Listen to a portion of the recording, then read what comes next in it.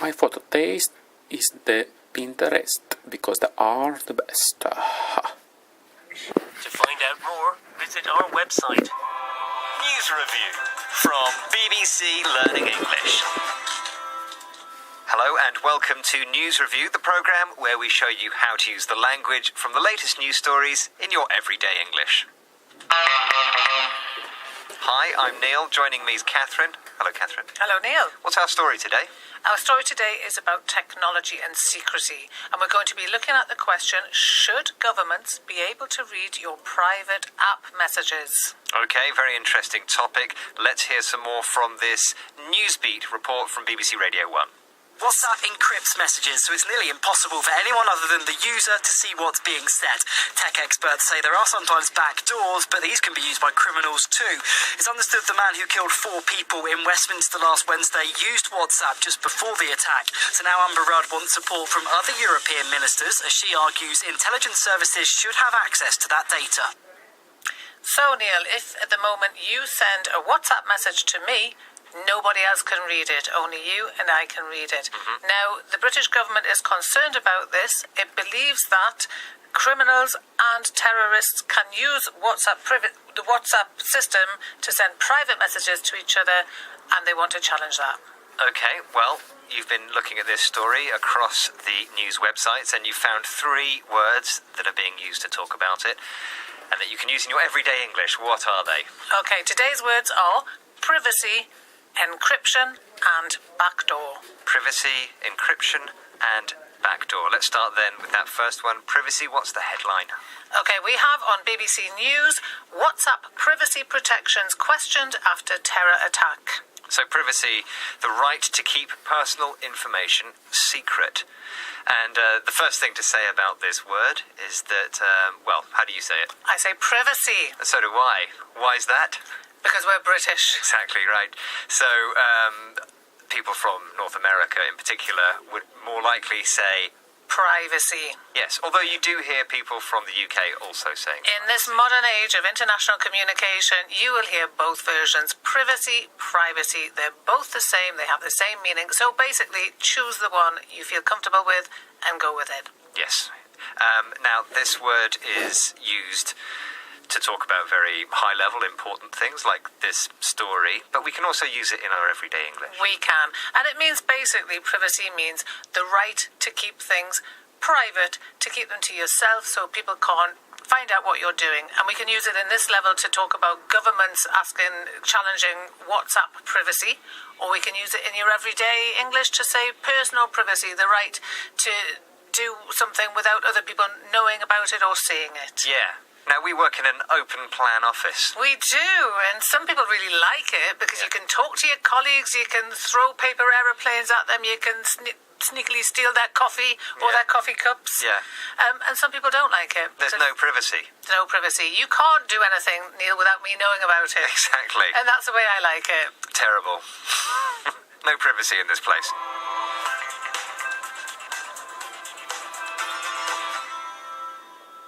Okay, moving on to our next headline. Yes, so now we are looking at The Independent.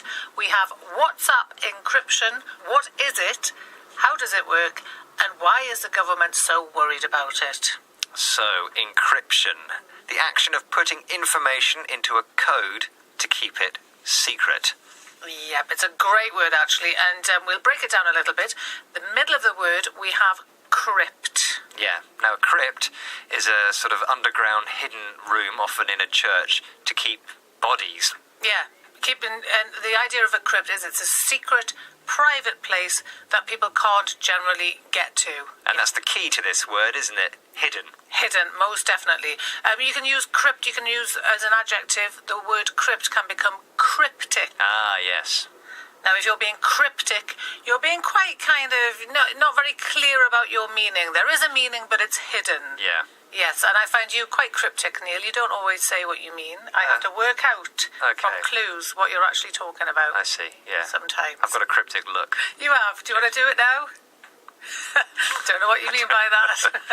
And we talk about cryptic crosswords. It's a kind of puzzle where you have to work out what words complete the puzzle, but the clue is very difficult to work out. You really have to think about it, like a puzzle. So from cryptic, we then get encryption. And if you encrypt something, you make it very difficult to understand the true meaning of it. And WhatsApp encrypt messages by adding code to them, so that only the sender and the receiver can read the message. Yeah, and that's something called end-to-end encryption. End-to-end encryption. Which you will see and hear in lots of articles on this topic. Absolutely, yes.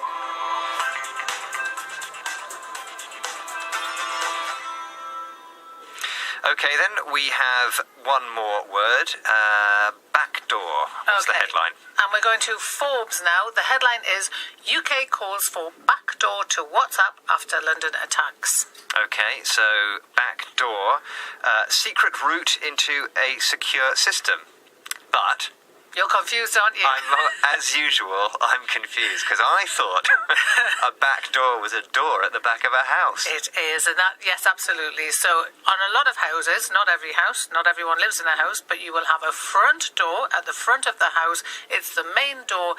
Everybody uses it. Visitors use it. It's visible, often facing onto the road. But often there is a back door, which is a second door that not everybody knows about, not everybody has access to, but that door also leads into your house. So it's a second entry point that is a bit more secretive, a bit more private, and not everybody has access to it. And that's how it's being used here in this figurative way. Yes, so the two words back door, which is the way we use it in a house, become one word, back door, and it's about a second entry point that the government is requesting, British government is requesting that WhatsApp makes a second entry point available, not to everyone, but just to the government, and it's called the back door. Yeah, as a noun there. Yeah. Often we see this word used as an adjective as well. Yes. You can talk about a backdoor deal or something like that, and it's got this sense of being a bit when it's used as an adjective, and not when we're talking about encrypting messages, but a backdoor deal is where you make money, but you do it a little bit not very legally. Yeah. Dishonest. Slightly dishonest. Yeah. Maybe not. Sometimes quite dishonest. Clearly dishonest. So an example is my photo taste is the Pinterest because they are the best. See you because of the lack of privacy in our office. One Saturday, you went into a studio without telling anyone, and you made a program, but it wasn't for the BBC. I deny that completely. Although I am extremely rich now. So you did some backdoor work, didn't you? Yes. No, but we'll say we did. Okay.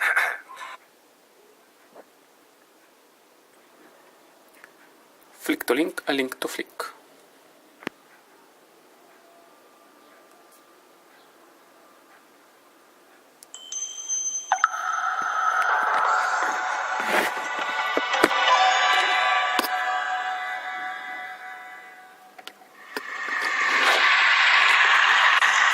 It was just an ordinary Saturday.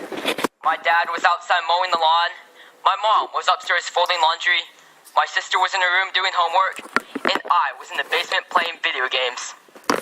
My sister was in her room doing homework, and I was in the basement playing video games. And as I came upstairs to get something to drink, I looked out the window and realized that there was something that I was supposed to be doing. And this is what I saw. No, this wasn't my family's dinner on fire. This was my science project. Flames were pouring out, smoke was in the air, and it looked like our wooden deck was about to catch fire. I immediately started yelling. My mom was freaking out, my dad ran around to put out the fire, and of course, my sister started recording a Snapchat video. This was just the beginning of my team's science project. My team is composed of me and 3 other students who are here in the audience today.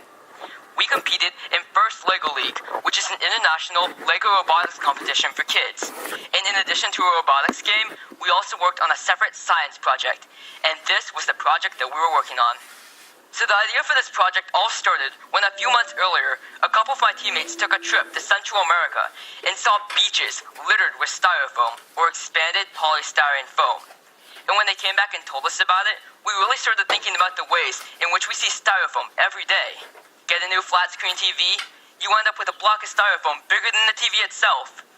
Drink a cup of coffee, well, those styrofoam coffee cups are sure gonna add up.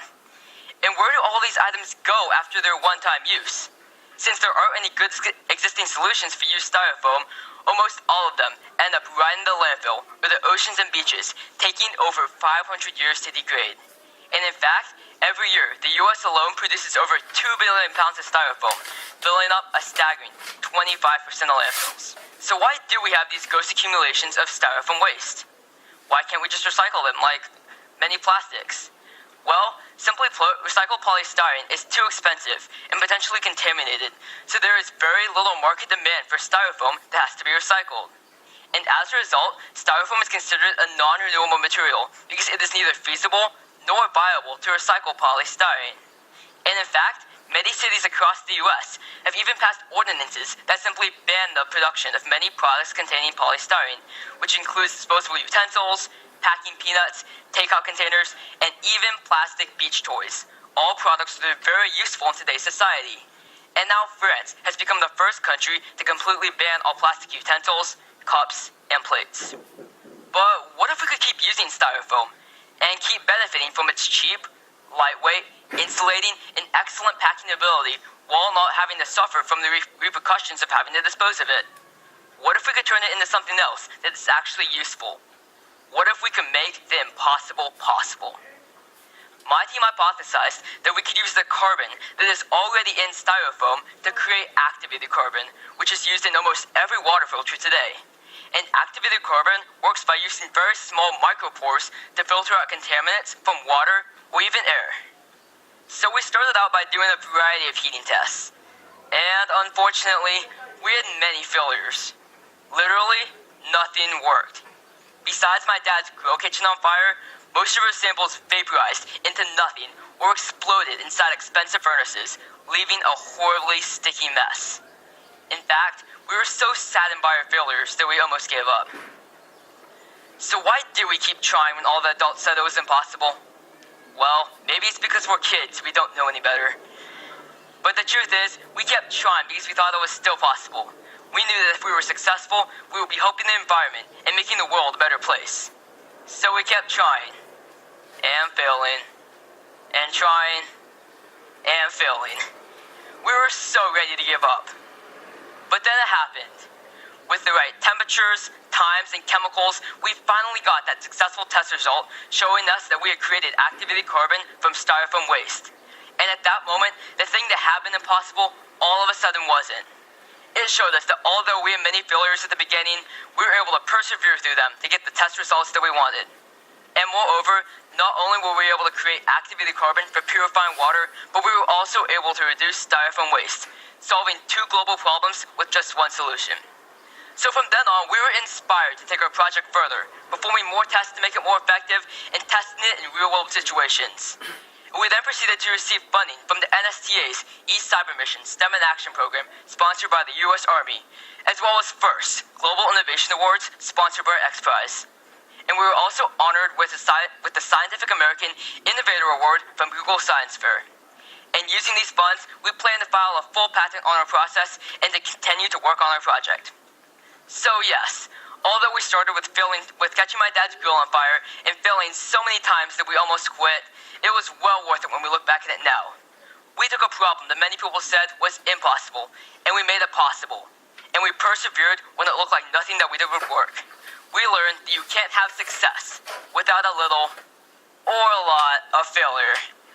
So in the future, don't be afraid if your grill goes up in flames, because you never know when your idea might just catch fire. Thank you.